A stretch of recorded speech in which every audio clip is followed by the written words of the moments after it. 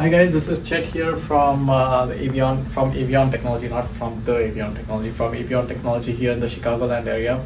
We are a digital agency. One of the things we do is we do product incubation, right, which is essentially help young, ambitious, not necessarily young, but help these entrepreneurs develop SaaS products, develop online products, which sometimes end up becoming very successful. So it's called product incubation, right? And we help them go from idea to MVP, and then to market and scale and even exit. So one of the things that a lot of startups struggle with is having the right talent mix, right? Having the right folks initially to kind of come together and help scale it up. So today I'm going to talk about what is the right talent mix that you need in your startup. And for some reason I've always seen the core group of people is usually initially like 5 people. I don't know why. I don't know what's the rule of 5, but there's always like 5 people that I've seen who usually end up coming together, and then they scale up the company. So the first is the visionary, and this guy is the leader of amongst those 5 people. He is the one who has the idea. He's the one who kind of sees a market opportunity, who has a solution. The next is oh, and by the way, this visionary, I have always seen he or she is usually a charmer, and they are very good at getting investors to sign checks, right? Because one of the things that you need besides this is investors. So the visionary is usually, he's a charmer, and he's very good at getting investors to sign checks. The second person you need is a technical co-founder.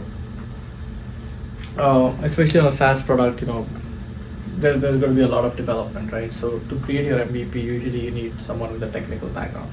So besides the visionary, the second person that we've usually seen is a technical co-founder. The third person is a sales guy, right? Because you need someone in sales who's going to go out and sell. This salesperson is usually someone who's been in SaaS sales before, who's been in software sales before, so this guy, right, he's very good at selling. Actually, the visionary is very good at selling. So he kind of sells this guy and everyone else on this idea that their startup is going to be successful, right? So he kind of shows them the promised land, and then he kind of takes them towards it. So the sales guy usually is, he has some kind of sales experience. He's worked in a SaaS company before. He knows how to sell, and he knows that with this startup, he has the opportunity to, in the next 10 years, get to a place where he probably would not have gotten on his own, right? So he sees this incredible opportunity where he can, create some equity, create some wealth. At the same time, he can also make a lot of money through, his compensation plan, his incentives, his commission. So that's how this person comes here. It's almost the same for the technical guy as well. The technical guy knows that he has this opportunity to be on the ground floor of a big opportunity. He would not have gotten this opportunity if he was somewhere else. So he's also very excited. The fourth person is, of course, a people person, an HR person, and what he or she does is, he kind of helps to recruit, the group of people after these 5 people, right? So if you see any company, it's usually like these concentric circles where you have like a group of people on the inside, and then you have like people around them, and then the people on the periphery.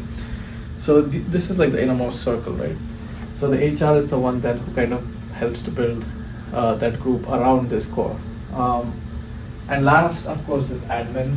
In any business, there's always a lot of paperwork, a lot of compliances, finance, payroll, all these things.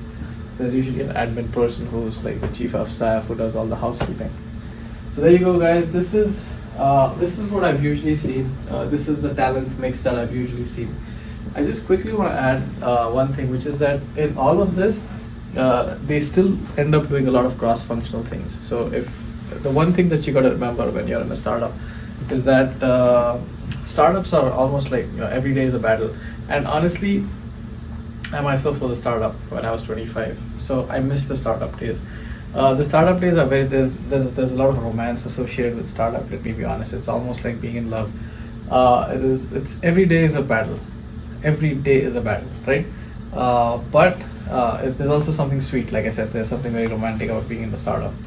Uh, so one of the things that you have to know about being in a startup is that there's a lot of cross-functional things happening, right? Just because you're in HR, you might have to also pick up some of the tasks that the admin team is doing. Just because you're in sales, doesn't mean you're just going to be in sales. You might also have to kind of help on the project management side. So there's just a lot of cross-functional things happening. But the one thing I would recommend, and this is something that I definitely recommend anyone who's in their 20s, again, this is my personal opinion, but you should work at least a couple of years in a startup. What does happen, right, in your 20s is that time is a little bit on your side. So you can always experiment, right? And you can spend 2-3 years working in a place where you need not necessarily make tons of money, but you gain the experience, right? And startups are the best place to get so much experience. If you work in a bigger company, you're usually in a silo. You really don't have, you don't get to see the action a lot of times. But if you work in a startup, you get to see so much action. You get to, it's just so much character building which happens in a startup. So, like I said, this is the talent mix which I've seen succeed most often in the startup. There's a visionary, then there's a technical co-founder or the CTO, then there's a sales guy, there's a people person like an HR person, there's admin, there's a chief of staff. But like I said, everyone has to do all the roles. The first 5 years in a startup, especially the first 3, are extremely critical. Most startups go bust in the first 3 years, then it comes a 5-year milestone. But if your startup makes it past the first 5 years, it'll usually end up becoming successful, and within 10 or 15 years you'll all have an exit, and you probably exit with like some pot of gold, right? So yeah, that's my small lecture based on the talent mix that I've seen in most startups. Let me know what you like. If you like my content, press like. If you want to subscribe, please press subscribe. These are my coordinates. Shoot me an email if you want to. Like I said, this is just, I always say, please do not take anything that I say as legal or financial advice. This is just a conversation to kind of get the juices flowing in your head. So yeah, this is the success combination that's usually seen in most startups. Thank you so much. Avion Technology Chicago.